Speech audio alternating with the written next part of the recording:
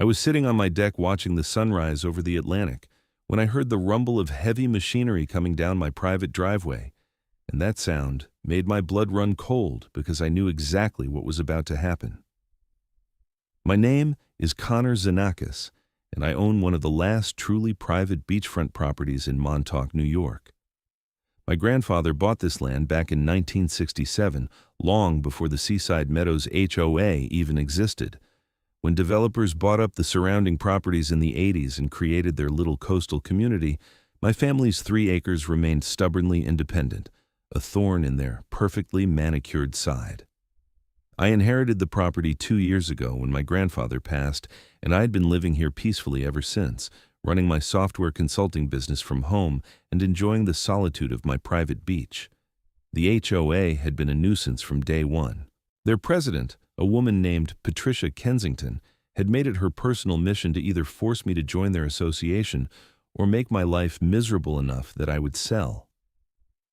She was exactly what you would picture when someone says HOA Karen, mid-50s, blonde highlights that were more brass than gold, always wearing those expensive athleisure outfits that cost $300 but looked like glorified pajamas, and a smile that never quite reached her cold blue eyes. I threw on my jeans and a t-shirt and ran outside just in time to see a massive yellow bulldozer turning onto my property. Behind it was Patricia's white Mercedes SUV and 2 pickup trucks carrying what looked like a construction crew. "What the hell do you think you are doing?" I shouted, running toward them. Patricia stepped out of her vehicle wearing oversized sunglasses and that fake smile. "Good morning, Connor. We are just taking care of a little community improvement project. This is private property. You need to leave right now." She pulled out a folder from her car and waved it at me. "Actually, according to our surveys, the fence line you installed last month encroaches on community property by approximately 15 feet. That fence is also blocking what has been established as a public beach access point dating back to 1992. That is complete garbage, and you know it," I said, my hands clenching into fists. "My property line has been surveyed multiple times. That fence is entirely on my land, and there's no public access easement anywhere in my deed." "Well, we disagree," Patricia said pleasantly. "And since you have repeatedly refused to join our association or cooperate with community standards, we have taken the liberty of correcting this issue ourselves. The fence is coming down today, and we will be installing a proper path to the beach that all residents of Seaside Meadows can enjoy. You cannot just destroy my property because you feel like it." "I think you will find that we can," she replied. "Now, if you will excuse us, we have work to do. I suggest you step back to a safe distance." I pulled out my phone and started dialing 911, but Patricia just laughed. "Oh, save yourself the trouble. The Suffolk County Planning Department approved our permits weeks ago. Everything is completely legal." That stopped me cold. "What permits?" "The ones we filed to remove an illegally constructed fence and restore public beach access." "You really should pay more attention to your mail, Connor. The notice was sent to you 3 weeks ago." I had received no such notice, and I told her so in language that made her eyes narrow behind her sunglasses. But by then the bulldozer was already advancing toward my fence. I watched in helpless rage as the machine's blade made contact with the wooden posts I had spent 4 weekends installing myself. The fence had cost me nearly $8,000 in materials alone. The wood splintered and cracked with sounds like gunshots. My beautiful cedar fence, which had perfectly framed my property and kept the privacy I treasured, was being reduced to kindling in a matter of minutes. The construction crew followed behind the bulldozer, pulling up the broken posts and loading the debris into one of the trucks. "Stop! Stop right now!" I yelled, but nobody paid attention to me. Patricia had gotten back into her Mercedes, probably to avoid the dust and my anger. I stood there filming everything on my phone, knowing I would need evidence for the legal battle that was about to consume my life. It took them less than 2 hours to completely demolish my fence, but they did not stop there. Once the fence was gone, the crew began marking out a path from the HOA community directly across my property to the beach. They laid down gravel and put up those stupid little decorative lampposts that match the ones throughout Seaside Meadows. "This path is now designated as Seaside Meadows Community Beach Access," Patricia announced when she finally emerged from her vehicle. All residents have the right to use it. I trust you will not interfere. Get off my property before I physically remove you myself, I said, my voice shaking with rage. Is that a threat, Connor? Because I have witnesses here who can testify that you are being hostile and aggressive. She gestured to the construction crew, who were all suddenly very interested in our conversation. I forced myself to take a deep breath. She was baiting me, trying to get me to do something stupid that she could use against me. This is not over. Oh, I know it is not, Patricia said with that awful smile. Have a wonderful day. After they left, I spent an hour walking my property line with the original survey documents my grandfather had kept in meticulous order. There was absolutely no question about it. The fence had been completely on my land, and there was no recorded easement for beach access anywhere in the chain of title. Patricia and her HOA had just committed massive property destruction and trespassing. I called every lawyer in Suffolk County that afternoon. Most of them knew Patricia or had dealt with the Seaside Meadows HOA before, and I could hear the reluctance in their voices. The HOA had deep pockets and a reputation for ruthless litigation. They buried opponents in paperwork and appeals until people just gave up. Finally, I found a lawyer named David Martinez who agreed to take my case. He sounded young and hungry over the phone, exactly what I needed. We met that evening at a coffee shop in town, away from any prying eyes from Seaside Meadows.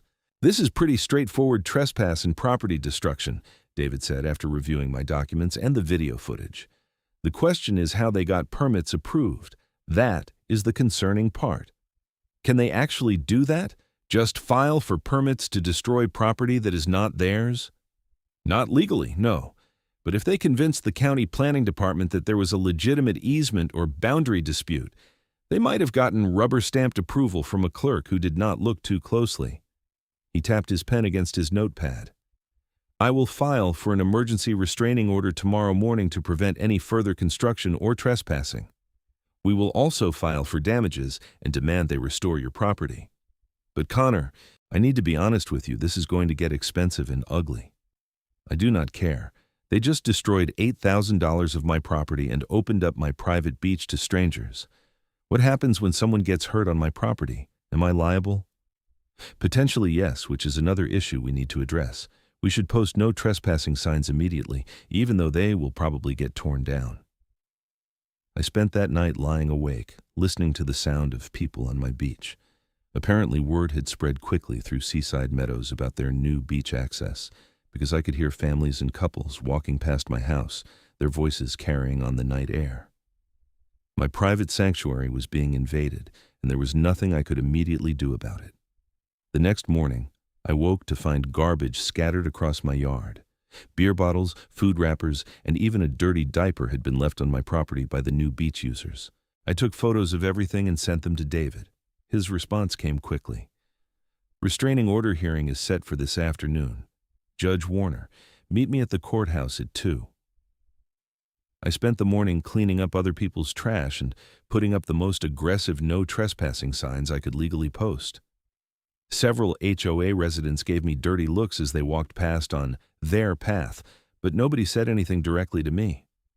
The courthouse was a grim concrete building that smelled like floor cleaner and disappointment.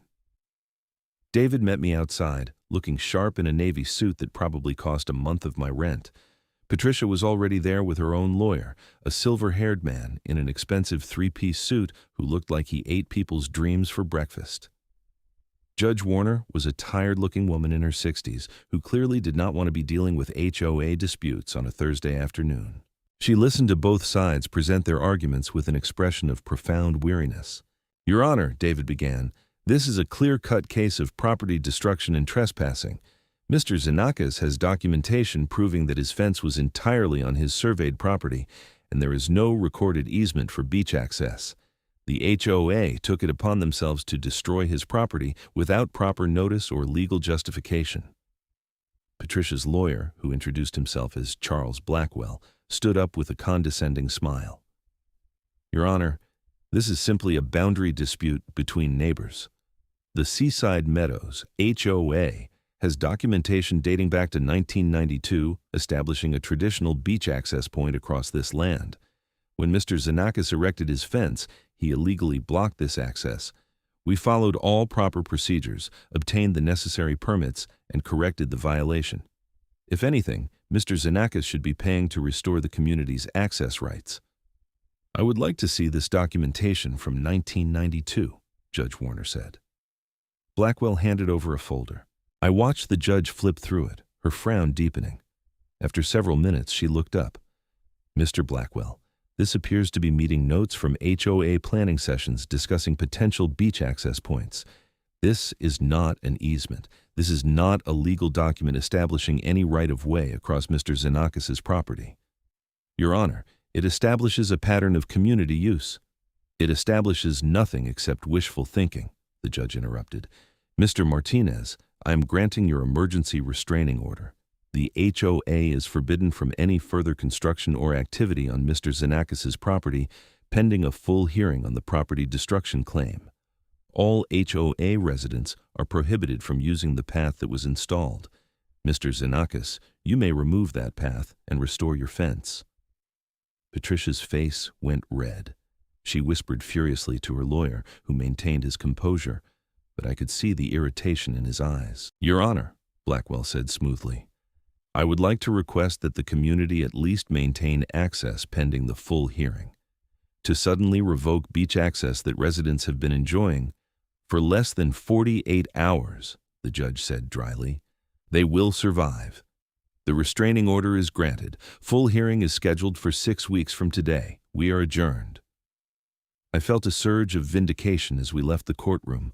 Patricia tried to catch my eye, probably to deliver some threat or insult, but I ignored her completely. David and I discussed next steps on the courthouse steps. This is a good start, he said, but do not let your guard down. They are going to come at you hard now. Document everything, every interaction, every piece of mail, every bit of harassment. We need to build an airtight case. He was right to warn me. Over the next few days, life became a special kind of hell. Patricia apparently sent out a community-wide email painting me as a selfish property owner who was denying families access to the beautiful coastline. I know this because several people from Seaside Meadows stopped by my property to tell me what a terrible person I was. Someone spray-painted beach thief on my mailbox. My garbage cans were knocked over 3 nights in a row. I started receiving noise complaints called into the police, claiming I was having loud parties at all hours, which was absurd since I lived alone and rarely had visitors.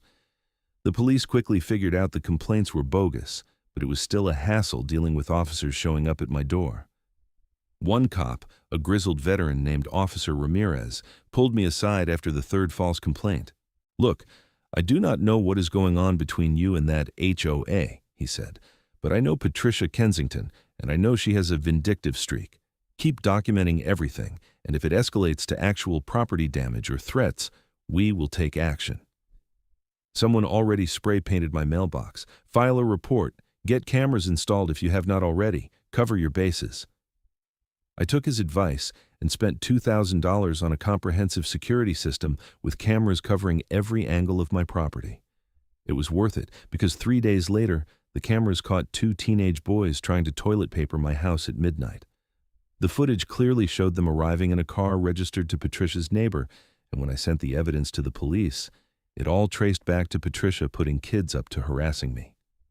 But while I was dealing with these petty annoyances, I was also studying my property maps and the surrounding area very carefully. See, there was something Patricia did not know about my land, something that had never been relevant until now. A discovery that was about to shift the entire power dynamic. The only road access to Seaside Meadows was via Meadowlark Lane, a private road that had been built by the original developer in 1984. What made it interesting was that the last 50 feet of Meadowlark Lane, right where it connected to the public road system, actually crossed through the corner of my property. My grandfather had granted the developer an informal access easement back in the 80s as a neighborly gesture. It was never properly recorded as a permanent easement, just a handshake deal that everyone had forgotten about. Technically, legally, I owned that crucial piece of road, and if I wanted to revoke access, I could. I sat with this information for several days, turning it over in my mind. It felt nuclear, like the kind of move that would burn every bridge and guarantee a war. But the more harassment I endured, the more I thought about Patricia's smug face as she watched my fence being destroyed, the more I realized that we were already in a war. I just had not been fighting back properly. I called David and explained what I had found.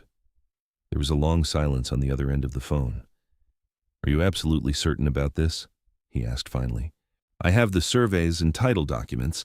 That section of road is on my property. The easement was never formalized in writing. My grandfather died, and with him went any informal agreement. As far as the law is concerned, I can revoke access."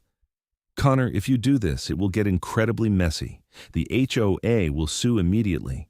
They will claim implied easement, prescriptive easement, necessity. Let them. How long can I legally block the road while they sue?" Another pause. "Potentially months, depending on how backed up the courts are. But this is going to cost you a fortune in legal fees. They destroyed my $8,000 fence and turned my private beach into a public park. I am already in this deep. I might as well go all the way. Give me a few days to research the case law and prepare for the fallout. If we are doing this, we need to do it right." That week was strange. The harassment continued, but I barely noticed it. I was planning my counterstrike, making sure every detail was perfect. David came back with a comprehensive legal strategy, confirming that I was within my rights to block the road, though I would need to provide some alternative access notification to avoid claims of acting in bad faith. "The thing is," David explained over pizza at his office late one night, "they have no alternative access. The development is hemmed in by protected wetlands on two sides, private property on another, and your land on the fourth side. Meadowlark Lane is literally their only way in and out. That is not my problem. They should have made sure they had a recorded easement. I agree legally, but practically, you will be trapping about 200 residents with no way to get to their homes. Emergency services cannot get in. This will make news." Good. Maybe public attention will force the HOA to negotiate reasonably. We sent formal legal notice to Patricia and the HOA board on a Monday morning. The letter explained that the informal access agreement was being revoked effective in 72 hours and that physical barriers would be installed to prevent continued trespass on my property. We cited all the relevant property law and included copies of the surveys and title documents. I had a contractor ready to install a series gate steel posts set in concrete with a heavy chain and padlock. The installation was scheduled for Thursday morning. Tuesday evening, my phone rang from an unknown number. Against my better judgment, I answered. "You cannot be serious." It was Patricia, her voice tight with rage. "You are going to block the entire community's access? That is insane. That is illegal." "It is actually completely legal," I said calmly. "You should talk to your lawyer about the difference between recorded easements and handshake deals." "This is because of the fence, is it not? You're throwing a tantrum like a child.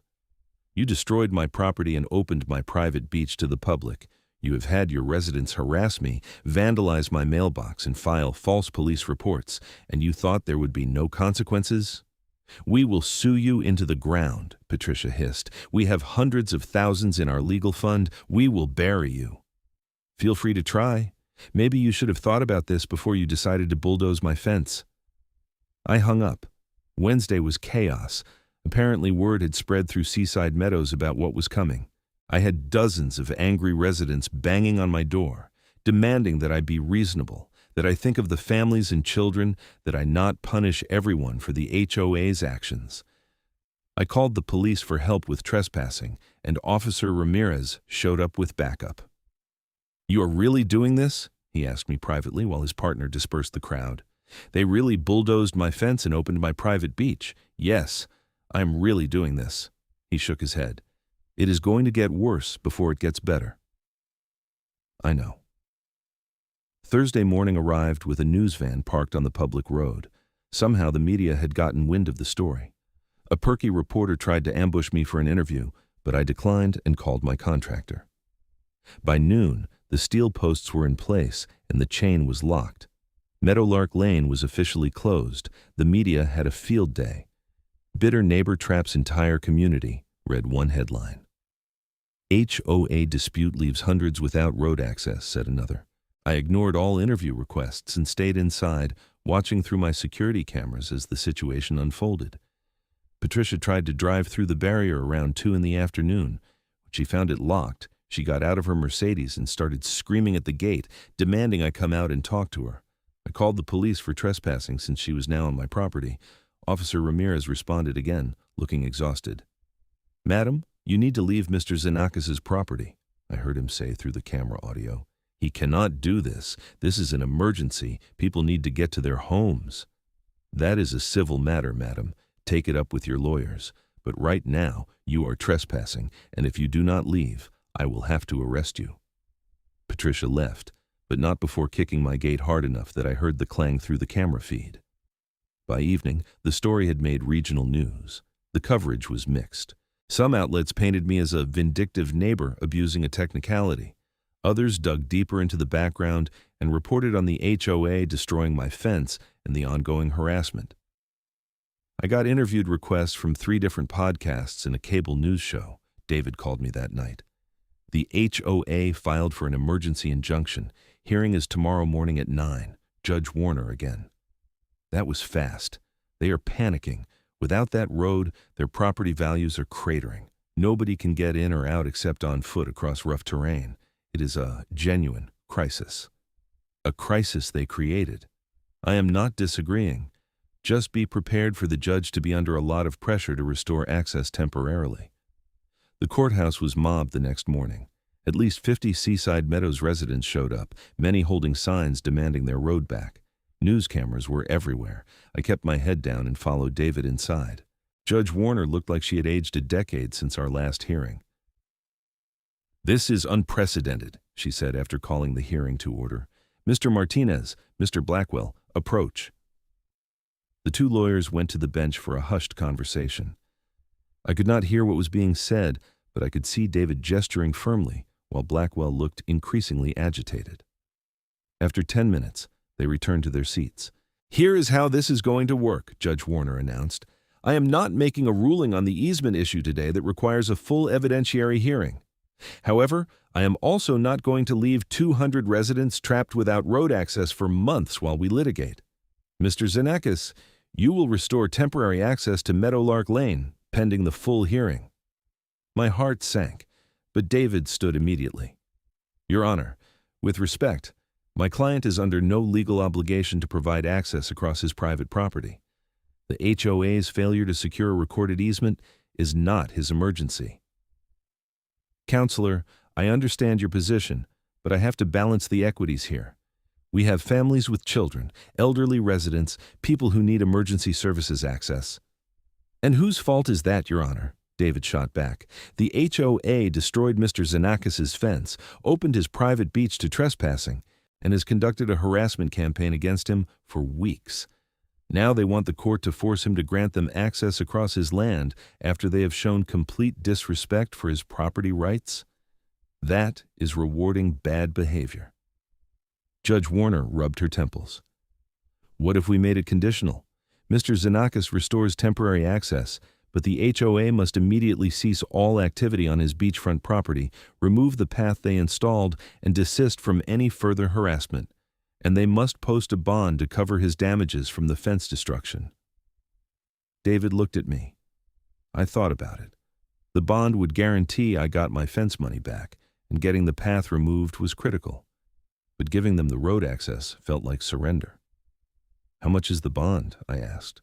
$50,000, the judge said. "More than enough to cover your fence and legal fees to date." "Your Honor," Blackwell interjected, "$50,000 is excessive." "Mr. Blackwell, your clients trespassed on someone's property and destroyed an $8,000 fence without proper authorization. They are lucky I am not ordering criminal charges filed. $50,000, or they can find another way to access their homes. Those are your options." I leaned over to David. "If they post the bond and remove the path, I will open the road. But I want the restraining order to stay in place." David nodded and addressed the court. "Your Honor, my client will agree to restore temporary access under those conditions, provided the restraining order remains in full effect and is expanded to include provisions against harassment and false police reports." "Agreed," Judge Warner said, banging her gavel.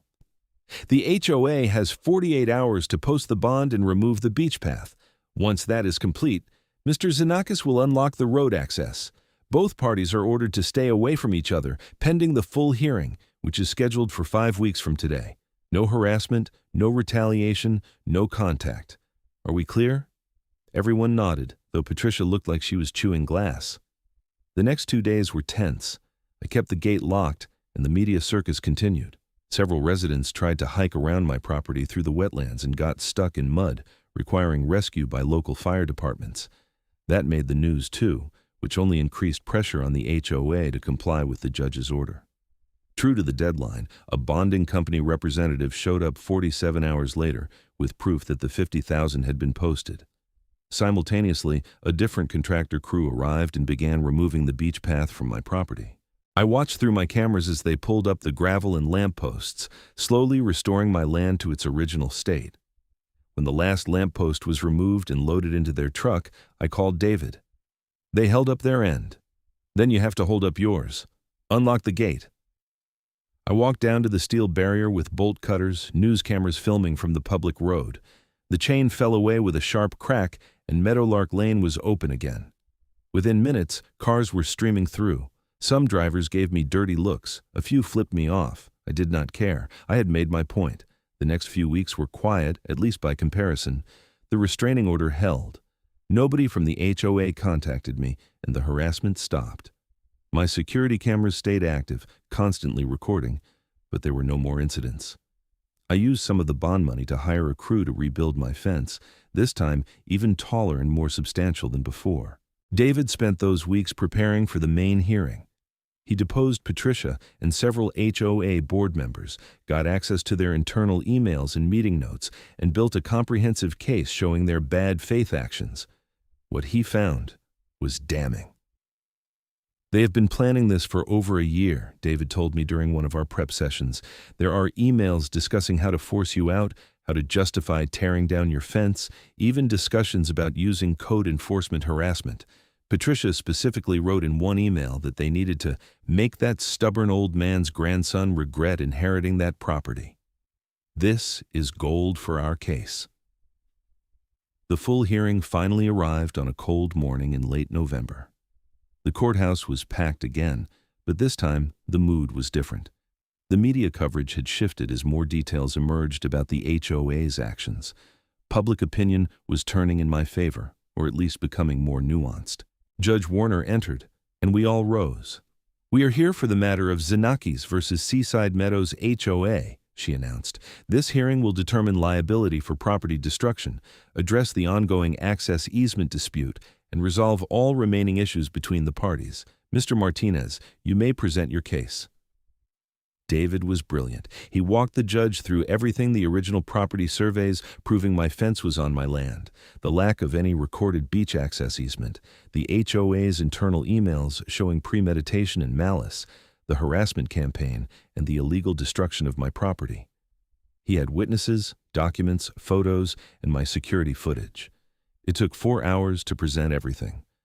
Blackwell tried to poke holes in our case, but he was fighting uphill. His main argument was that the HOA had acted in good faith based on their understanding of historical access patterns, but the emails David had uncovered destroyed that narrative completely. Patricia was forced to testify. Under oath, she admitted that they had never verified whether a recorded easement existed before filing for the permits to destroy my fence. She admitted that she had sent the community-wide email encouraging residents to confront me. She squirmed and deflected, but David had her boxed in with her own words from those damning emails. "Ms. Kensington," David said, holding up a printed email, "in this message dated 14 months ago, you wrote to the HOA board.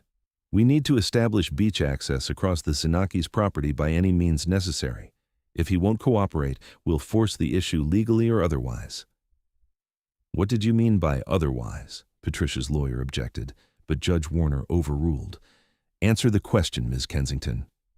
"I meant we would explore all our legal options," Patricia said weakly. "But you did not explore your legal options, did you? You did not confirm that a recorded easement existed. You did not attempt good faith negotiations. You simply destroyed Mr. Xenakis' fence and opened his property to your residents, correct? We believed we had the right. Based on what? These meeting notes from 1992 that discuss potential access points? That is not a legal right, Ms. Kensington. That is wishful thinking. The hearing stretched into a second day. More witnesses testified, including the contractor who had bulldozed my fence. He admitted that he had raised concerns about whether the proper property verification had been done, but Patricia had assured him everything was approved and legal. When all the evidence was finally presented, Judge Warner took a 1-hour recess to review everything. When she returned, her expression was severe. "Now, I have reviewed all testimony and evidence," she began. "This is one of the most clear-cut cases of property rights violation I have seen in my years on the bench. The Seaside Meadows HOA, under Ms. Kensington's leadership, engaged in willful trespass and property destruction based on nothing more than their desire to access beach property they had no legal right to access." Patricia's face went pale. "The HOA is ordered to pay Mr. Xenakis $120,000 in damages, $20,000 for the fence, $50,000 in legal fees, and $50,000 in punitive damages for their bad faith actions. The restraining order is made permanent. No HOA, resident or agent may access Mr. Xenakis' property or private beach without his explicit permission. Any violation will result in criminal trespass charges." "Your Honor," Blackwell stood, his face red. "The punitive damages are excessive." "Sit down, Mr. Blackwell. Your clients destroyed someone's property, opened their land to trespassing, and conducted a harassment campaign. They are lucky I am not recommending criminal charges. The punitive damages stand." "On the matter of the road easement," the judge continued, "the evidence shows no recorded easement exists for Meadowlark Lane crossing Mr. Xenakis' property. However, the HOA may apply to establish an easement by necessity, which will require separate proceedings and fair compensation to Mr. Xenakis for the property use. Until such easement is properly established and recorded, Mr. Xenakis is within his rights to restrict access, though I would encourage both parties to negotiate a reasonable solution." She banged her gavel. "We are adjourned." The courtroom erupted. Patricia was arguing with her lawyer. Several HOA board members looked shell-shocked, and reporters were rushing to get statements. David and I slipped out a side entrance and regrouped at his office. $120,000, I said, still processing it. "That is real money." "It is a clear message," David replied. "The judge wanted to make an example of them. HOAs across the county are going to hear about this case. What about the road easement by necessity? They will try to establish it, but it will cost them. Fair market value for an easement on beachfront property? We can probably negotiate $50,000 minimum, maybe more, and it will take months to finalize. So I could block the road again? Legally, yes, but I would advise against it. You won. You got your fence back, your privacy restored, a huge damage award, and you proved they cannot push you around. Blocking the road again just makes you look vindictive." He was right. I had accomplished what I set out to do. Patricia and the HOA had been humiliated and held accountable. My property rights were established and protected. I could rebuild my life in peace, but the story was not quite finished. 2 weeks after the hearing, I got a call from a man named Robert Chen. He introduced himself as a newly elected member of the Seaside Meadows HOA board. "Mr. Xenakis, I want to apologize on behalf of the community," he said. "What Patricia did was wrong, and a lot of us did not realize the full extent of her actions until this court case brought everything to light. She has been removed as HOA president and from the board entirely." "I appreciate that," I said cautiously. "We would like to negotiate the easement for Meadowlark Lane properly. We know we need it, and we are willing to pay fair value. We would also like to discuss some kind of community relations repair. Some of us would genuinely like to be good neighbors." We met for coffee the next week. Robert brought 2 other board members, both of whom seemed genuinely embarrassed about the whole situation. They offered $75,000 for a permanent recorded easement on the section of road crossing my property, plus a formal written apology from the HOA to be sent to all residents explaining what had happened and clearing my name. I negotiated them up to $90,000, and we had a deal. The easement was properly recorded 2 months later. I received a check for $90,000, plus the $120,000 from the judgment. My bank account had never looked so healthy. More importantly, I had my peace back. My fence was rebuilt, taller and stronger than before. My beach was private again. The harassment had stopped completely. Patricia's story ended less happily, at least from her perspective. Beyond losing her position in the HOA, several residents whose property values had temporarily dropped during the road blockade filed a class action lawsuit against her personally for mismanagement and acting beyond her authority. I heard through local gossip that she and her husband eventually sold their house in Seaside Meadows and moved somewhere in Florida. A few brave souls from the community did reach out to make amends. Robert became something of a friend. We would occasionally grab beers and talk about property law and the insanity of HOA politics. One elderly couple wrote me a heartfelt letter apologizing for believing Patricia's version of events without hearing my side. The news coverage eventually died down, though I still get occasional emails from people dealing with their own HOA nightmares, asking for advice. I always tell them the same thing. Document everything, know your property rights, and do not be afraid to fight back when someone tries to bully you. My software consulting business thrived. Turns out that being the guy who stood up to an abusive HOA and won makes you somewhat of a folk hero in certain circles. I got new clients specifically because they respected how I had handled the situation. On quiet mornings, I still sit on my deck and watch the sunrise over the Atlantic. The view is the same as it always was, but somehow more precious now. My grandfather bought this land because he wanted a peaceful place to watch the ocean, somewhere that would stay in our family for generations. Patricia and her HOA tried to take that away from me, tried to bully me into submission, because they thought they had more power and resources. They learned the hard way that property rights matter, that documentation matters, and that sometimes the person you are trying to push around will push back harder than you ever imagined. The law was on my side, but more than that, I was willing to fight for what was mine. Not out of spite or pettiness, but because my grandfather had entrusted me with this land, and I refused to let someone take it just because they felt entitled to it. The steel gateposts are still there at the entrance to Meadowlark Lane, though they stay open now per the recorded easement. I keep them maintained and painted. They are a reminder to me and everyone in Seaside Meadows of what happened when an HOA decided that rules did not apply to them. Sometimes I walk down to my private beach in the evening and think about how close I came to losing it all. If I had not found that survey showing the road easement was never recorded, if I had not been willing to escalate things, if I had just accepted Patricia's bulldozing of my fence and the invasion of my property, I would have lost everything that made this place special. Instead, I won. I protected my rights, held bullies accountable, and came out far ahead financially. The fence I rebuilt cost $12,000, and I ended up with over $200,000 between the judgment and the easement negotiation. But more valuable than the money was the precedent set and the message sent. You cannot just destroy someone's property because you want something they have. David still calls me occasionally to update me on other HOA cases he is handling. Apparently, word spread among lawyers that he was the guy who took down Patricia Kensington and the Seaside Meadows HOA. His practice has been booming with clients who need help fighting their own association battles. You know what the funniest part is? He told me over drinks a few months after everything was settled.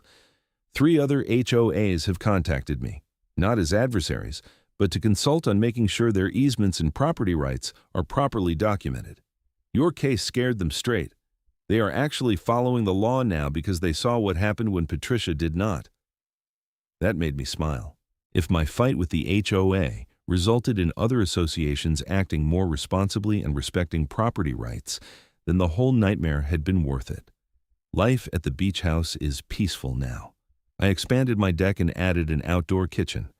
I'm dating someone I met through one of my new consulting clients, and she loves the property as much as I do. We talk sometimes about the future, about maybe starting a family out here in this house that has been in my family for nearly 60 years. The ocean is still the same constant, powerful, indifferent to human drama. Watching the waves roll in day after day puts everything in perspective. Patricia's bulldozer, the blocked road, the court hearings, all of it was just a moment in time. What endures is this land, this beach, this connection to something larger than petty disputes over property lines. I learned a lot about myself during those months of conflict. I learned that I am willing to fight when pushed, that I can be strategic and patient when necessary, and that standing up for what is right is worth the cost, even when the cost is high. I also learned that most people are reasonable when given the chance, and that the Patricia Kensingtons of the world are the exception, not the rule. Robert and the new HOA board have been good neighbors.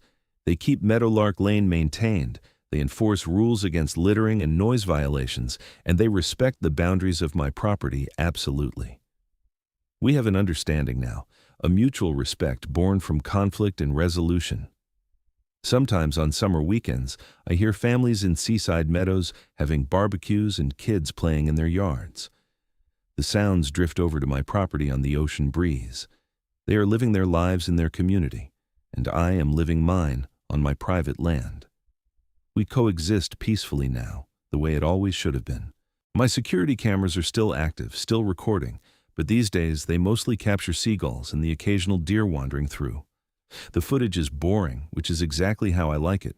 No more angry mobs at my gate, no more vandalism, no more harassment. Just quiet, peaceful days at the beach. I think about my grandfather sometimes, about what he would have thought of everything that happened. He was a proud man, stubborn in his own way, but fair. I think he would have approved of how I handled it. He fought in World War II, built a successful business, and carved out this piece of paradise on the coast. When Patricia tried to take it away from me, I fought back using the tools available to me, the law, documentation, and sheer determination. The fence stands tall and strong, exactly where it always should have been. The beach beyond it is mine, private and pristine, and the road that almost became my weapon of revenge now serves its proper purpose, providing access under a legally recorded easement that compensated me fairly for the use of my land. In the end, everyone got what they deserved. Patricia lost her position and reputation. The HOA learned a hard lesson about respecting property rights. I kept my home in privacy while receiving just compensation for everything I endured, and the residents of Seaside Meadows, the ones who were not involved in Patricia's schemes, got their road access back and new leadership that actually understands the law. Justice was served, property rights were protected, and I still get to watch the sunrise over the Atlantic from my deck every morning. That is victory enough for me. The property will stay in my family for generations to come, just as my grandfather intended. And somewhere in the county records, there is now a well-documented case that will serve as a warning to any future HOA that thinks they can bully property owners into submission. The Xenakis family land is protected not just by fences and gates, but by legal precedent and a judgment that made it crystal clear: trespass and destroy property at your own peril. I raise my coffee cup to the rising sun, grateful for this view, this land, and the hard-won peace that came from refusing to back down when someone tried to take what was mine. The waves roll in, constant and eternal, and I'm exactly where I belong.